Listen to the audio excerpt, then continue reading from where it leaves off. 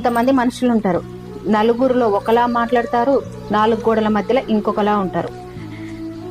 వాళ్ళు తిట్టినా, వాళ్ళు గొడవ పెట్టినా, వాళ్ళు కొట్టినా, వాళ్ళు ఏం చేసినా కూడా నలుగురికి మాత్రం అస్సలు తెలియద్దు. అదే వ్యక్తి నలుగురిలోకి వెళ్ళినప్పుడు మాత్రము చాలా సౌమ్యంగా, నెమ్మదస్తులుగా, చాలా హెల్పింగ్ నేచర్గా, చాలా క్యూట్గా స్మైల్ ఇస్తూ అందరితోటి కలుపుగోలుగా ఉండి, అరే ఈ పర్సన్ చాలా మంచోళ్ళు అని పేరు తెచ్చుకుంటారు. ఇది ఎంతవరకు కరెక్ట్? నీ బిహేవియర్ తప్పని నీకు ఒక్కసారి కూడా అనిపించలేదా? నువ్వు సొసైటీలో అలానే మెయింటైన్ చెయ్యి, పర్వాలేదు, పెద్ద పరాకేం పడదు. కానీ నువ్వు ఇంట్లో సవ్యంగా ఉండు. ఎందుకంటే ఎటువంటి కష్టం వచ్చినా, లేకపోతే నువ్వు ఎటువంటి సమస్యల్లో పడ్డా నీకు తోడుగా ఉండేది నీ కుటుంబ సభ్యులు మాత్రమే. నువ్వు నీ ఇంట్లో ఉన్న వాళ్ళ మనసునే ముక్కలు చేస్తే రేపు నీకు కష్టం వస్తే ఆదుకోవడానికి ఎవ్వరు ముందుకు రారు. ఏముందిలే, కష్టం వస్తే నేను చస్తా అని ఇలాంటి డైలాగులు, పెద్ద పెద్ద డైలాగులు చెప్పకు.